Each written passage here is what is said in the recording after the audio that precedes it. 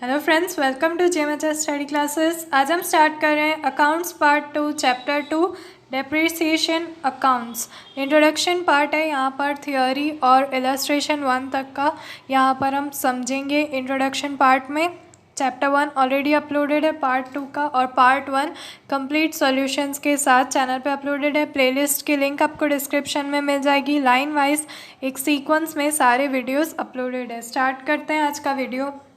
Depreciation accounts जो chapter का नाम है, सबसे पहले हम समझेंगे वर्ड जो डेप्रिसिएशन है उसका मीनिंग क्या होता है। डेप्रिसिएशन एक्चुअली क्या होता है वो आज यहाँ पर पहले समझ लेते हैं। देखिए, डिफरेंट काइंड्स ऑफ असेट्स यानी कि फिक्स्ड और टेंजिबल असेट्स के नाम आपको पता है, जैसे कि मशीन्स होती है, फर्नीचर्स होते हैं, बिल्डिंग्स, व्हीकल्स, जो भी बिजनेस में यूज होते हैं ऐसे फिक्स्ड और टेंजिबल असेट्स, उन पे कैलकुलेट किया जाता है डेप्रिसिएशन। अब एक्चुअल में डेप्रिसिएशन का मतलब क्या होता है वो मैं एक्सप्लेन करती हूँ। आपको पता है ये सारी जो असेट्स हैं उनकी एक यूज़फुल लाइफ होती है। जैसे कि अगर मशीन है तो वो 8 to 10 ईयर्स तक वर्क कर सकती है, अच्छे से काम कर सकती है। उसके बाद उसकी स्क्रैप वैल्यू कैलकुलेट की जाती है, यानी कि वो जो है वो पड़ी पड़ी ख़राब हो जाती है और उसे बेचना पड़ता है। उसकी स्क्रैप वैल्यू डिसाइड की जाती है कि अब वो मशीन किसी काम की नहीं रही है। तो यहाँ पर इसके बीच में आप देखते हैं, एक बार कोई भी असेट आपने परचेज़ कर ली, उसके बाद 1 ईयर के बाद अगर आप उसे मार्केट वैल्यू में सेल करना चाहते हैं, यानी कि उसे बेचना चाहते हैं, मार्केट वैल्यू अगर आप उसकी डिसाइड करेंगे तो वो एक्चुअल प्राइस जो आपकी कॉस्ट प्राइस थी जब आपने 1 ईयर अगो वो मशीन परचेज़ की है या कोई असेट परचेज़ की है, तो उससे वैल्यू जो है वो डिक्रीज़ हो जाएगी। फॉर एग्ज़ाम्पल, आपने एक व्हीकल परचेज़ किया है, अब वो व्हीकल आपने 1 ईयर तक यूज़ किया है, उसके बाद आपको वो नहीं रखना है और आप चाहते हैं उसे सोल्ड करना। तो जब आप उसे सेल करने जाएंगे तब उसकी क्या आपको वापस उतनी ही वैल्यू मिलेगी जितने में आपने परचेज़ किया था? नहीं। तो ये जो बीच में डिफरेंस आया है, यानी कि 1 साल में उसकी वैल्यू जो डिक्रीज़ हुई है उसे डेप्रिसिएशन कहा जाता है।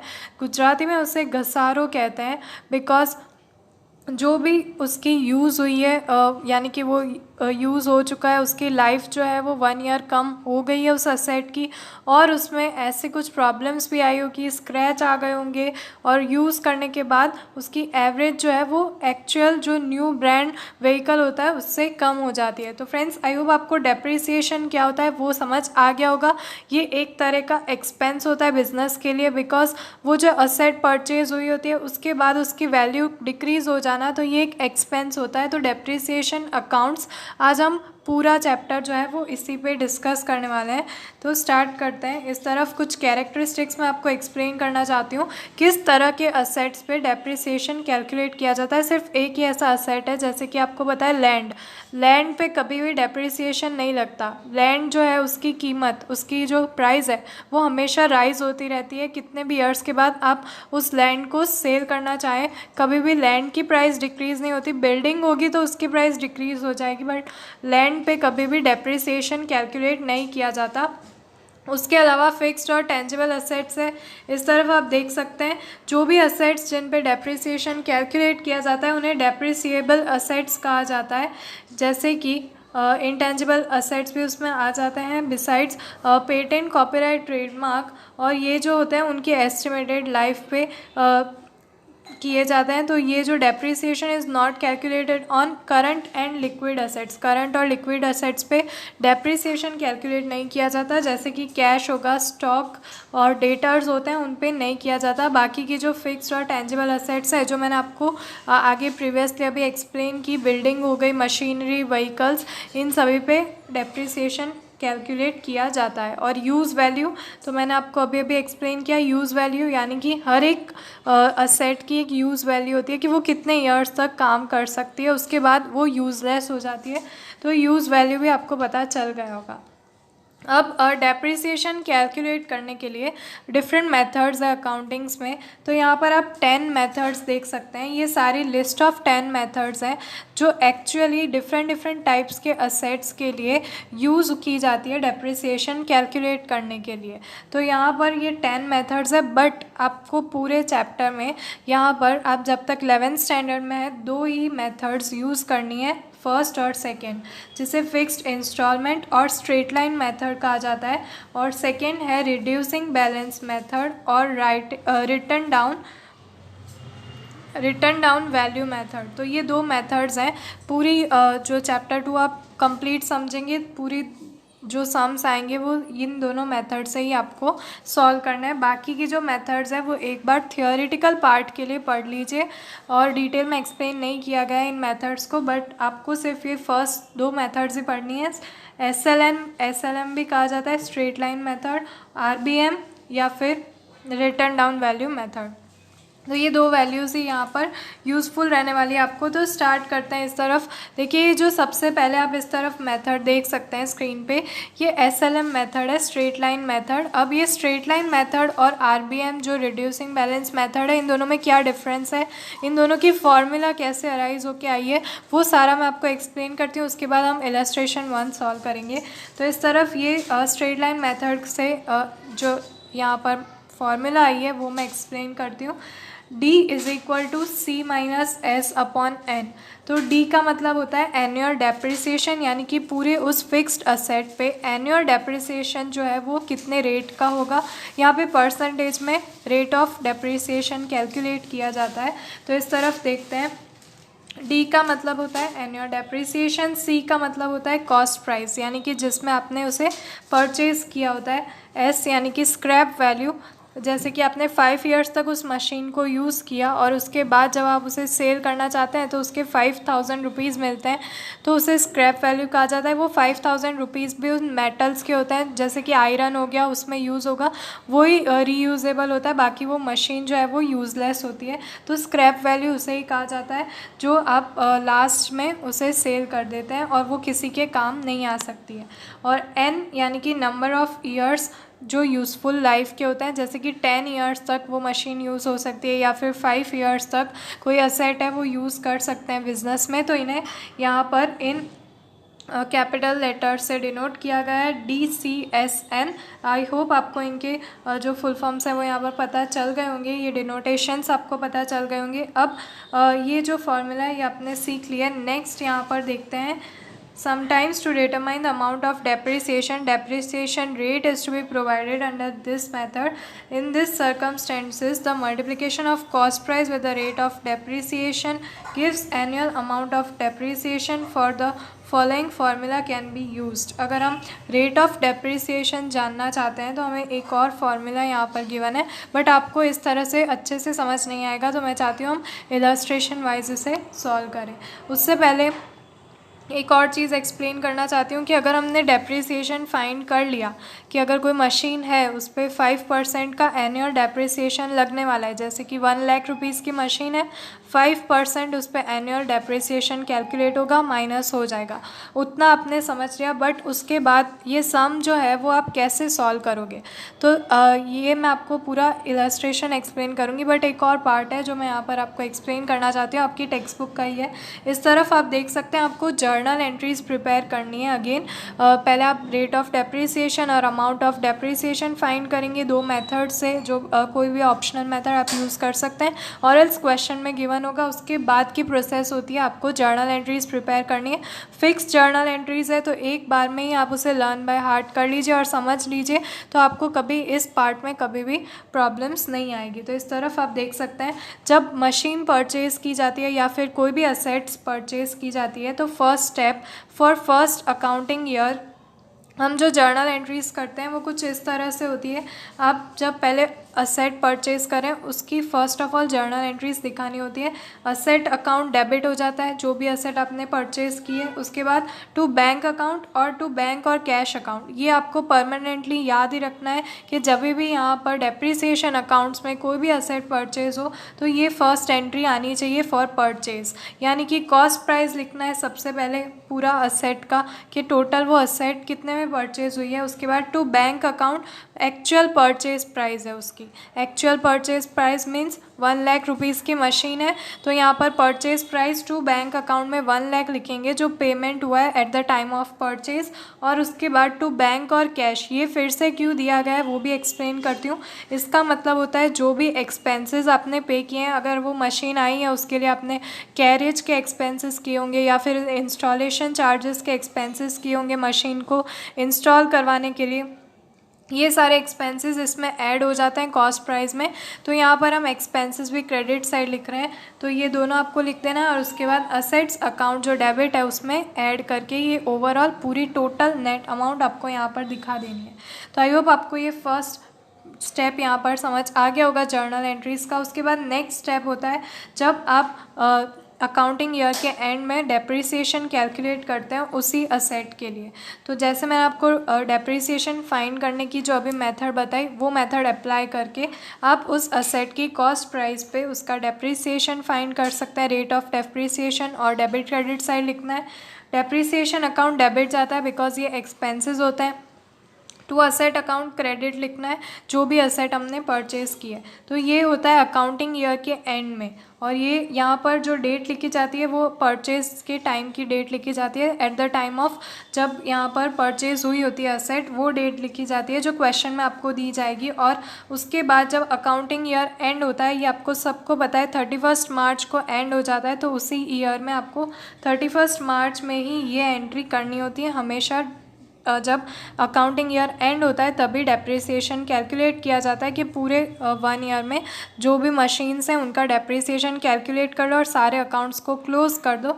उसके बाद नेक्स्ट टॉपिक होता है ये जो डेप्रिसिएशन कैलकुलेट किया है ये हमेशा हमें प्रॉफिट एंड लॉस अकाउंट में ट्रांसफ़र करके इस अकाउंट को क्लोज़ करना होता है। तो ये भी हम अकाउंटिंग ईयर के एंड में करते हैं, यानी कि 31 मार्च को करते हैं। तो यहाँ पर भी आपको डेट में 31 मार्च लिखना होगा और हमेशा profit and loss account debit side आएगा बिकॉज उसी में हम ट्रांसफ़र कर रहे हैं ये पूरा अकाउंट। बिकॉज लास्ट में जब फाइनल अकाउंट्स बनाया जाता है तो आपको पता होगा फाइनल अकाउंट्स में ट्रेडिंग अकाउंट होता है, P&L अकाउंट होता है और बैलेंस शीट होती है। तो हम हमेशा प्रॉफिट एंड लॉस अकाउंट में डेप्रिसिएशन को रखते हैं। तो यहाँ पर इसीलिए प्रॉफिट एंड लॉस अकाउंट को डेबिट दिखाया गया है, टू डेप्रिसिएशन अकाउंट क्रेडिट दिखाया गया है। इस तरह से ये फर्स्ट अकाउंटिंग ईयर यानी कि मशीन परचेज होने के बाद 1 साल में आपको इतनी सारी जर्नल एंट्रीज कंपलसरी दिखानी है। ये 3 जर्नल एंट्रीज करनी है। अब अगर आपको क्वेश्चन में दिया गया है कि 3 साल तक का डेप्रिसिएशन यहाँ पर दिखाना है, 3 ईयर्स तक का, तो ये फर्स्ट अकाउंटिंग ईयर तक का हो गया। अब अगर सेकेंड अकाउंटिंग ईयर स्टार्ट हो रहा है तो मशीन तो फिर से परचेज नहीं होगी, यानी कि ये जो पार्ट है वो नहीं दिखाना है। अब ये वाला पार्ट रिपीट करना है। ये 2 जो जर्नल एंट्रीज़ है वो अगेन यहाँ पर रिपीट होगी अगले साल, मतलब नेक्स्ट ईयर आते साल वापस से उसमें डेप्रिसिएशन आएगा at the end of the year और उसके बाद हम उसे क्लोज करेंगे after transferring the amount to P&L account. तो इस तरफ आप देख सकते हैं जो नेक्स्ट अकाउंटिंग ईयर आता है वहाँ पर हम अगेन यही सारी एंट्रीज़ को रिपीट कर देते हैं। तो इस तरह से आपको जर्नल एंट्रीज़ बनाते रहना है और पूरे चैप्टर में आप यही सारा कंसेप्ट पढ़ने वाले हैं। नेक्स्ट स्टेप, अब डायरेक्टली हम पूरा कंप्लीट जो भी मैंने अभी तक आपको थियोरी पार्ट और इंट्रोडक्शन पार्ट एक्सप्लेन किया, ये सब कुछ हम एक इलस्ट्रेशन में समझेंगे और स्टेप बाय स्टेप मैं एक्सप्लेन करूँगी किस तरह से ये क्वेश्चन सॉल्व किया जाता है, ताकि आपके बाकी के सारे डाउट्स और आपकी क्वेरीज भी यहाँ से निकल जाए। तो स्टार्ट करते हैं। इस तरफ मैं इलस्ट्रेशन जो है वो रीड कर लेती हूँ। Sheela limited has purchased a machine for ₹48,000 on 1/4/2012। तो यहाँ पर जैसे ही अकाउंटिंग ईयर स्टार्ट होता है 1 अप्रैल, इन्होंने एक मशीन परचेज़ कर लिया। आपको पता है अकाउंटिंग ईयर जो है वो एंड होता है 31 मार्च को और अगेन स्टार्ट हो जाता है 1 अप्रैल से। तो इस तरफ आप देख सकते हैं ये 1 अप्रैल से अगेन स्टार्ट हो चुका है और उसी डेट को इन्होंने एक मशीन परचेज़ की है 48,000 रुपीज़ की। उस पर installation expenses of this machine was 2,000 rupees. जैसा कि मैंने आपको बताया इंस्टॉलेशन चार्जेस भी पे करने पड़ते हैं, तो ये 2,000 रुपीज़ के इंस्टॉलेशन चार्जेस इन्होंने पे कर दिए हैं। As estimated life of this machine is 10 years. इन्होंने ये भी डिसाइड कर लिया है, आपको हर क्वेश्चन में दिया गया होगा कि मशीन कितने साल तक यहाँ पर चल सकती है, उसकी एस्टिमेटेड लाइफ कितनी होती है। और उसके बाद हमें बताया गया and the scrap value of the machine is expected to be 10,000, यानी कि अगर आप यहाँ पर टोटल करें, ओरली आप करके देख सकते हैं, 48,000 का मशीन परचेज़ किया है, 2,000 रुपीज़ इंस्टॉलेशन चार्जेस दे दिए, यानी कि इन दोनों का टोटल करें तो 50,000 का एक्सपेंस हुआ है टोटल इस मशीन को परचेज़ करने में। 50,000 रुपये का मशीन पड़ा है और उसके बाद यहाँ पर 10 साल तक ये मशीन अच्छे से चल सकता है। और उसके बाद अगर उसे स्क्रैप में दे, यानी कि उसकी स्क्रैप वैल्यू डिसाइड करे कि 10 साल के बाद उसकी वैल्यू क्या रहेगी, तो 10,000 पे आ जाएगी। 50,000 का मशीन 10,000 में यहाँ पर सोल्ड आउट होगा 10 ईयर्स के बाद, ये यहाँ पर हमें गिवन है। उसके बाद नेक्स्ट पढ़ते हैं यहाँ पर, determine the annual depreciation and annual depreciation rate under straight line method of depreciation. Accounting year of the company is ending on 31st March. Prepare journal entries, machine account, depreciation account for first 3 years. जैसा कि मैंने आपको बताया था कितने years तक हमें journal entries बनानी है, वो यहाँ पर आपको ऑलरेडी क्वेश्चन में गिवन होता है। यहाँ पर भी दिया गया है 3 इयर्स तक की जर्नल एंट्रीज हमें डेप्रिसिएशन की बनानी है। और लास्ट में गिवन है disclose accounting effect of it in final accounts of first year, यानी कि फाइनल अकाउंट्स बैलेंस शीट। तो हमें बैलेंस शीट में भी किस तरफ मशीन का जो ये अकाउंट है वो ट्रांसफ़र कर रहे हैं वो भी एंट्री दिखानी पड़ेगी। तो प्लीज़ अब यहाँ से आप कहीं पर भी वीडियो को स्किप मत कीजिएगा। स्टार्ट करते हैं। सबसे पहले हम यहाँ पर फाइंड करेंगे एनुअल डेप्रिसिएशन और rate of depreciation, because journal entries बनाने में भी हमें डेप्रिसिएशन की रेट रिक्वायर रहेगी कि टोटल नेट अमाउंट पे हम कितना डेप्रिसिएशन लगा रहे हैं। तो इस तरफ आप देख सकते हैं एनुअल डेप्रिसिएशन पहले उसी फॉर्मूला से फाइंड आउट कर लेते हैं। यहाँ पर दिखाया गया स्ट्रेट लाइन मेथड से फाइंड करना है और मैंने आपको स्ट्रेट लाइन मेथड ही यहाँ पर एक्सप्लेन की थी। तो D is equal to C minus S upon N, ये फॉर्मूला है। अब एनुअल डेप्रिसिएशन यानी कि D हमें फाइंड करना है। C कॉस्ट प्राइस, तो हम कॉस्ट प्राइस यहाँ पर 48,000 प्लस इंस्टॉलेशन चार्जेस भी जो एक्सपेंस हुए हैं वो भी इसमें ऐड कर रहे हैं। तो टोटल हमारा 50,000 रुपीज़ में हमें वो मशीन मिली है। नेक्स्ट एस जो है स्क्रैप वैल्यू वो गिवन है, आप देख सकते हैं स्क्रैप वैल्यू जो है एक्सपेक्टेड 10,000 दी गई है वो यहाँ पर रख रहे हैं। और एन यानी कि टोटल लाइफ इन ईयर्स, जो 10 ईयर्स एक्सपेक्टेड लाइफ दी गई है वो भी आपको क्वेश्चन में गिवन है। तो ये सारी जो डिटेल्स है वो हमें मिल चुकी है, सारी वैल्यूज़ मिल चुकी है, इन्हें पुट आउट करना है। C minus S upon N, 50,000 minus 10,000 upon 10 is equal to 4,000 rupees last में हमें मिलते हैं। यानी कि इस मशीन पे हर साल 4,000 रुपीज़ माइनस होते रहेंगे।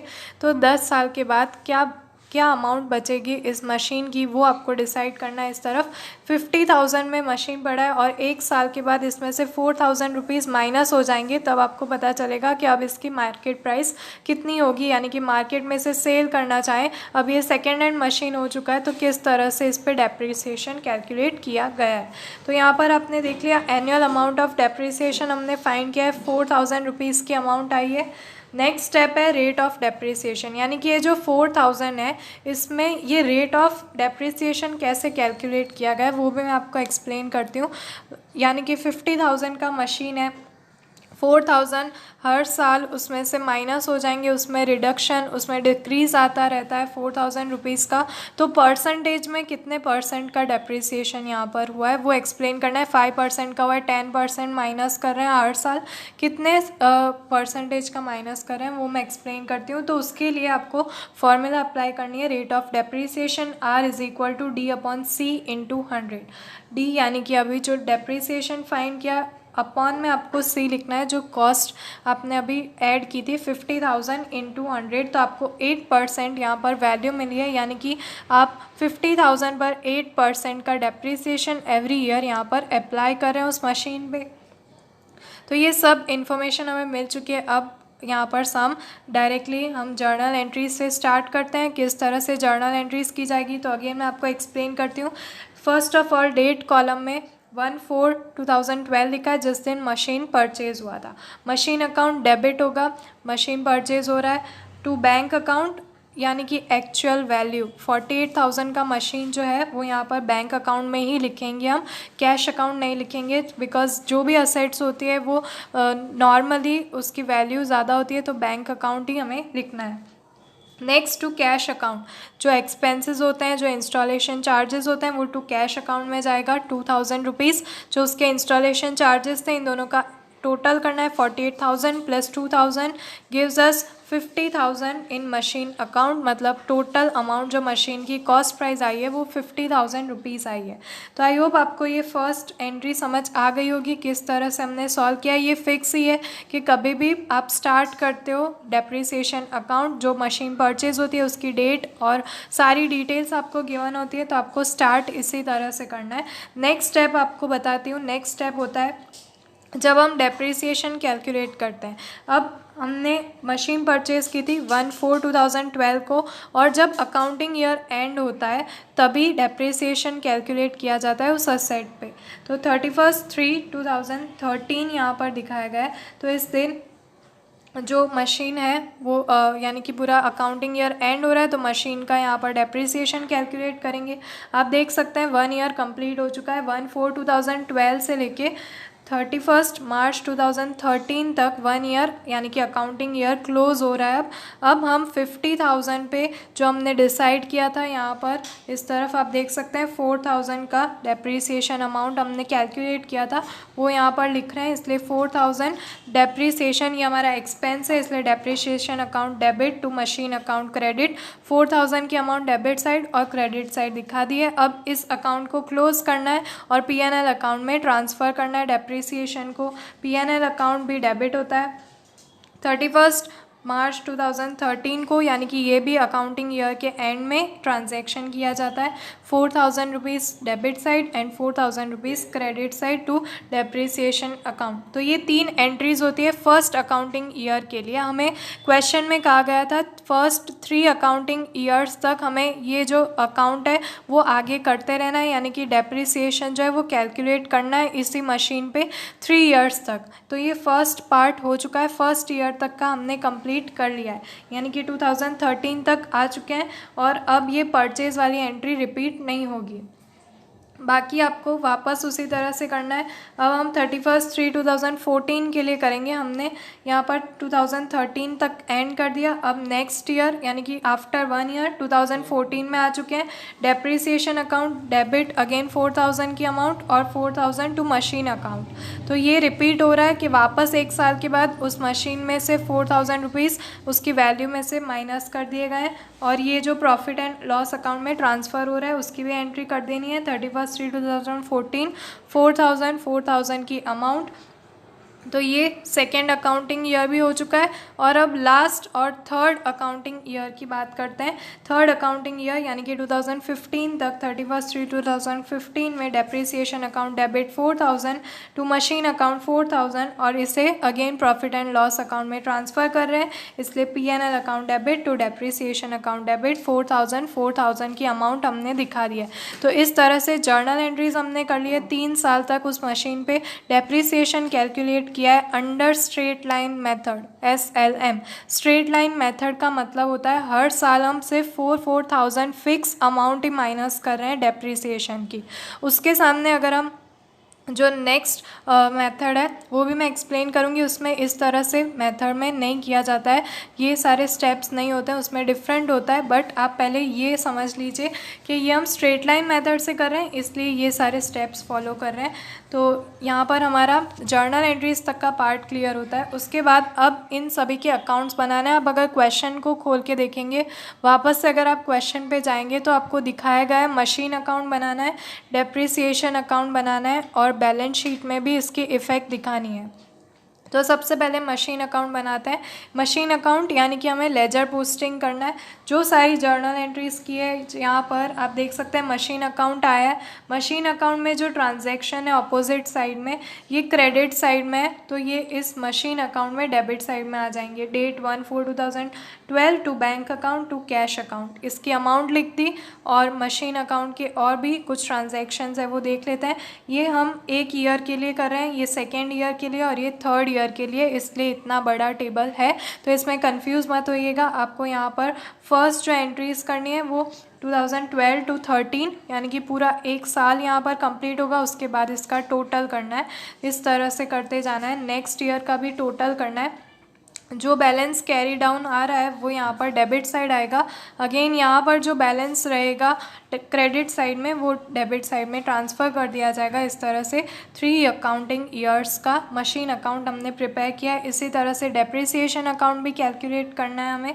और लास्ट में बैलेंस शीट और प्रॉफिट एंड लॉस अकाउंट दिखाएंगे। प्रॉफिट एंड लॉस अकाउंट में जो इफ़ेक्ट है वो मशीन अकाउंट की डेबिट साइड आती है, बिकॉज ये एक्सपेंसेस होते हैं, तो सारे एक्सपेंसेस जो है वो P&L अकाउंट में डेबिट साइड आते हैं। तो आप to machine depreciation account 4000 rupees बस इतना दिखाना है। और उसके बाद बैलेंस शीट में इसकी इफ़ेक्ट दिखाएंगे। तो बैलेंस शीट की 2 साइड्स होती है, एक कैपिटल लायबिलिटी साइड होती है और एक असेट्स और डेब्ट साइड होती है। तो हम असेट साइड में मशीन दिखाएंगे 50,000 की और माइनस डेप्रिसिएशन 4000। आउटर कॉलम में हम 46,000 की अमाउंट दिखाएंगे कि यानी कि 1 ईयर के बाद 46,000 रुपीज़ उसकी वैल्यू हो चुकी है। ये फर्स्ट अकाउंटिंग ट्रांजैक्शन ही हमें बैलेंस शीट में दिखाना है। तो फ्रेंड्स, आई होप आपको अच्छे से समझ आ गया होगा पूरा इलस्ट्रेशन, किस तरह से स्ट्रेट लाइन मेथड से ये सम सॉल्व किए जा सकते हैं। उसके बाद रिड्यूसिंग बैलेंस मेथड, RBM जो मेथड है वो भी मैं आपको एक्सप्लेन करूँगी क्या डिफरेंस है इन दोनों मेथड में। बट आप ज़्यादा से ज़्यादा इलस्ट्रेशन सॉल्व करके देख सकते हैं फॉर मोर प्रैक्टिस, तो वो बेटर रहेगा। उसके बाद डायरेक्टली हम एक्सरसाइज पार्ट स्टार्ट करेंगे, तो आप ट्राई करके देख सकते हैं सारे जो इलस्ट्रेशंस गिवन है। तो मैंने आपको SLM मेथड एक्सप्लेन कर दिया किस तरह से उसमें कैलकुलेट किया जाता है। बस डिफरेंस यही होता है दोनों मेथड में। SLM जो मेथड है उसमें 4000 जैसे हमने डेप्रिसिएशन कैलकुलेट किया, तो एवरी ईयर 4000 ही उसकी नेट कॉस्ट में उसकी कॉस्ट में से माइनस होते रहते हैं। 4000 जैसे कि 46,000 बचे थे, उसमें से भी नेक्स्ट ईयर 4000 माइनस होंगे। बट RBM मेथड जो है, रिड्यूसिंग बैलेंस मेथड, इसमें ऐसा नहीं होता है। इसमें एक फ़िक्स्ड अमाउंट हर बार माइनस नहीं की जाती है। तो मैं आपको एक्सप्लेन करती हूँ इसमें क्या होता है। यहाँ पर आप एक एग्जांपल ले लीजिए, यहाँ पर इलस्ट्रेशन 2 में एक्सप्लेन करती हूँ। जैसे कि सुरभि एंड कंपनी जो है, उन्होंने एक मशीन परचेज़ की है 57,000 रुपीज़ की। इंस्टॉलेशन कॉस्ट उन्होंने 3,000 पे की है, यानी कि 57,000 plus 3,000 is equal to 60,000 rupees में उन्होंने मशीन परचेज़ किया है। अब यहाँ पर डायरेक्टली डेप्रिसिएशन की रेट आपको दे दी गई है 5%। तो रिड्यूसिंग बैलेंस मेथड की यहाँ पर यूज़ करनी है, रिड्यूसिंग बैलेंस मेथड यूज़ करना है और उसकी हेल्प से आपको फर्स्ट 3 इयर्स तक का डेप्रिसिएशन फाइंड करना है। तो यहाँ पर आपको कॉस्ट पता चल गई है 60,000 रुपीज़, डेप्रिसिएशन की रेट आपको 5% गिवन है। तो आप क्या करेंगे, कॉस्ट प्राइस 60,000 माइनस 5% करना है। 60,000 इंटू 5% होते हैं 3,000 रुपीज़। तो 3,000 रुपीज़ फर्स्ट ईयर माइनस हो गए, तो अमाउंट बची है 57,000 रुपीज़ की। अब सेकेंड अकाउंटिंग ईयर में 57,000 रुपीज़ की मशीन की कॉस्ट हो चुकी है। इसमें से फिर से हम माइनस करेंगे 5%। तो 5% आपको 57,000 के करने हैं। तो यहाँ पर जो डेप्रिसिएशन आ रहा है वो आ रहा है 2,850 रुपीज़ का। जो फर्स्ट ईयर में डेप्रिसिएशन था वो 3,000 का था, वो अब डिक्रीज़ होके 2,850 हो गया, बिकॉज जो मशीन की कॉस्ट है वो भी कम होती जा रही है। तो इसे रिड्यूसिंग बैलेंस मेथड कहा जाता है। बट स्ट्रेट लाइन मेथड में हम ऐसा नहीं करते थे, हम हर बार 4,000 ही माइनस करते थे फिक्स्ड अमाउंट। तो यहाँ पर बस यही डिफरेंस होता है RBM मेथड में और SLM मेथड में। तो आई होप फ्रेंड्स आपको दोनों मेथड समझ आ गई होगी। आप अगर इस मेथड के बारे में इन दोनों को कंपेयर करना चाहते हैं तो एक बार आपकी टेक्स्ट बुक में ये जो डिफरेंस बिटवीन गिवन है बहुत सिंपल लैंग्वेज में है, तो एक बार इसे रीड कर लीजिए। ये पूरा 5 पॉइंट्स का गिवन है आपकी टेक्स्ट बुक में, और दोनों की जो फार्मूलाज भी है वो यहाँ पर है आपके सामने, आप इसका स्क्रीनशॉट ले सकते हैं। ये भी एक एग्जाम्पल है कि अगर हम एक ही बेस को रखकर दोनों मेथड से कंपेयर करें उस मशीन की वैल्यू को, तो डेप्रिसिएशन कैसे आता है वो यहाँ पर एक्सप्लेन किया गया है। यहाँ पर देख सकते हैं आप 1,25,000 की मशीन है, उस पर स्क्रैप वैल्यू 25,000 रुपीज़ की गिवन है और उसकी एस्टिमेटेड लाइफ 4 ईयर्स की है सॉरी। तो यहाँ पर स्ट्रेट लाइन मेथड से हमने उसका डेप्रिसिएशन कैलकुलेट किया, रेट ऑफ डेप्रिसिएशन कैलकुलेट की है, और रिड्यूसिंग बैलेंस मेथड से भी उसका डेप्रिसिएशन और उसकी रेट कैलकुलेट कर लिया। उसके बाद इस तरफ अगर हम दोनों से ही फाइंड करें तो इस तरफ आप देख सकते हैं ये SLM और ये RBM मेथड है, दोनों की कॉस्ट प्राइस लिखी गई है। मशीन जो है अगर इस मेथड से करते हैं तो 25,000 इस तरफ दी गई है इसकी वैल्यू, और इस तरफ भी सेम कॉस्ट प्राइस है। अब 20% जो SLM में रेट हमें मिली थी उस मेथड से डेप्रिसिएशन, तो यानी कि इसमें fix rate of depreciation her year में हम माइनस करते जाएंगे। 25,000 1,25,000 के 20% 25,000 रुपीज़ माइनस किए फर्स्ट अकाउंटिंग ईयर में, सेकेंड में भी फिक्स्ड अमाउंट माइनस की, उसके बाद माइनस करने के बाद 75,000 रुपीज़ बचे, उसमें भी 20% यानी कि 25,000 रुपीज़ माइनस किए, तो 75,000 माइनस 25,000 50,000 बचे, उसमें से भी 20% ही माइनस किए, 25,000 ही माइनस किए। तो इस तरह से लास्ट में 4 इयर्स के बाद हमारे पास जो मशीन की एक्चुअल वैल्यू है वो 25,000 आई, और पूरे साल में टोटल, पूरे 4 साल में टोटल डेप्रिसिएशन 1 लाख रुपीज़ का उस मशीन का हो चुका है। और उसके सामने अगर हम RBM मेथड देखें तो इसमें क्या होता है, 1,25,000 रुपीज़ जो कॉस्ट है उस पर जो रेट ऑफ डेप्रिसिएशन है वो हमने इस कॉस्ट पे कैलकुलेट किया 33.13% का, तो हमारा आंसर आ रहा था 41,413। अब ये जो वैल्यू आई है उसे हम माइनस करेंगे 1,25,000 से, तो हमें जो एक्सेस रिमेनिंग अमाउंट है 83,587 की मिलेगी। अब इसमें से भी हम 33.13% माइनस करेंगे, बट इस अमाउंट पे कैलकुलेट करेंगे। 33.13% हम 83,587 पे कैलकुलेट करेंगे, तो हमें एक नई वैल्यू मिलेगी जो डेप्रिसिएशन और डिक्रीज़ हो चुका है। तो यहाँ पर आप डिफरेंस देख सकते हैं। बट आफ्टर 4 इयर्स जो स्क्रैप वैल्यू है वो टोटल आपको सेम मिलेगी 25,000, और जो टोटल डेप्रिसिएशन है 4 इयर्स का वो भी कैलकुलेट करेंगे तो 1 लाख रुपीज़ ही मिल रहे हैं। तो अब इसमें कंफ्यूज मत होइए कि ये यहाँ पर डिफरेंस क्यों सेम आ रहा है, यानी कि जो माइनस किए हैं, सब्ट्रैक्शन किए हैं, टोटल करने के बाद दोनों का बैलेंस सेम कैसे आया, बिकॉज यहाँ पर आप देख सकते हैं सेम फिक्स्ड अमाउंट ही माइनस की गई है 25,000, और इस तरफ डिक्रीज़ होती गई। यहाँ पर हमने फर्स्ट ईयर में 25,000 माइनस किए थे और यहाँ पर 41,000 एक ही साल में माइनस कर दिए। उसके बाद यहाँ पर 27 हो गए, बट इस तरफ 25 ही रहे। अगेन यहाँ पर 18,000 और इस तरफ 25,000। तो ये जो डिफरेंस है इसकी वजह से लास्ट में अमाउंट सेम आई है दोनों मेथड से, बट डिफरेंस यही है कि इस मेथड में हम सेम ही अमाउंट हर साल माइनस करते हैं, और इसमें जो रिमेनिंग अमाउंट आती है उस पर डेप्रिसिएशन अगेन उसी परसेंटेज से कैलकुलेट करते हैं। तो फ्रेंड्स, मैंने यहाँ पर आपको पूरा इंट्रोडक्शन पार्ट पूरा इलस्ट्रेशन के साथ और एग्जांपल के साथ एक्सप्लेन किया है। आई होप आपके सारे डाउट्स यहाँ पर क्लियर हो गए होंगे। फिर भी कोई डाउट्स रह रहे हैं तो प्लीज़ आप मुझे कमेंट बॉक्स में कमेंट करके बता सकते हैं, और ये भी कमेंट करके बताइए कि नेक्स्ट वीडियो जब हम स्टार्ट करें एक्सरसाइज क्वेश्चन में तो आपको कौन से सम में क्वेरीज रह रही है, तो हम डायरेक्टली वो सम्स स्टार्ट कर सकें। तो फ्रेंड्स, मिलते हैं हमारे नेक्स्ट वीडियो में, तब तक के लिए गुड बाय।